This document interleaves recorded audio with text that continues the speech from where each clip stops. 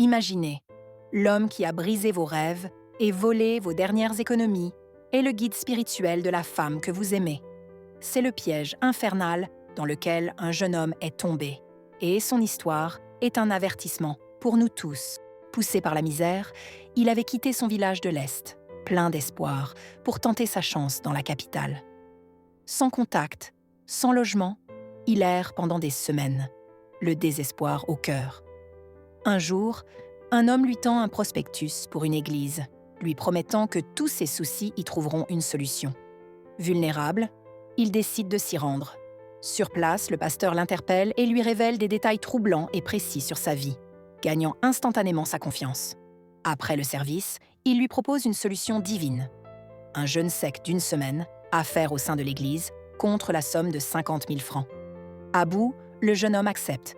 Une semaine plus tard, épuisé mais plein d'espoir, il retourne voir le pasteur. C'est là que le piège se referme.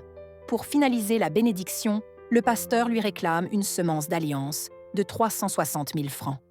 Complètement désemparé, mais aveuglé par les promesses de succès, il s'endette lourdement, empruntant à droite et à gauche pour réunir la somme. Une fois l'argent donné, le pasteur lui promet des miracles sous 3 à 4 semaines. Mais les semaines passent et rien ne se produit. Lorsqu'il retourne à l'église, le pasteur l'accuse d'impatience et le renvoie. Humilié, ruiné et poursuivi par ses créanciers, il n'a d'autre choix que de fuir la capitale et de retourner dans son village, la queue entre les jambes. Là-bas, alors qu'il a perdu tout espoir, il rencontre une femme merveilleuse. C'est le coup de foudre.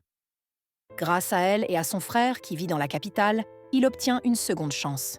Il retourne en ville, trouve un logement, et non pas un, mais 3 emplois. La vie lui sourit enfin. Amoureux, il prévoit de se marier.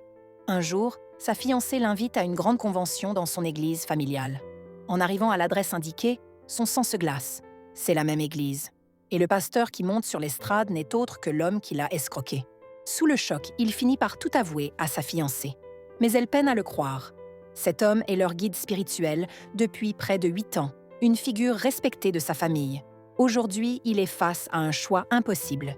Il aime cette femme plus que tout, mais il ne peut supporter l'idée de s'asseoir chaque dimanche face à l'escroc qui l'a détruit. Elle, de son côté, menace de rompre leurs fiançailles s'il n'accepte pas sa foi et son église. Que feriez-vous à sa place? Devrait-il renoncer à l'amour de sa vie pour préserver sa dignité et se protéger de cet homme? Ou devrait-il ravaler sa douleur pour construire un avenir avec elle, au risque de côtoyer son bourreau chaque semaine? Son dilemme est immense et il a besoin de vos conseils.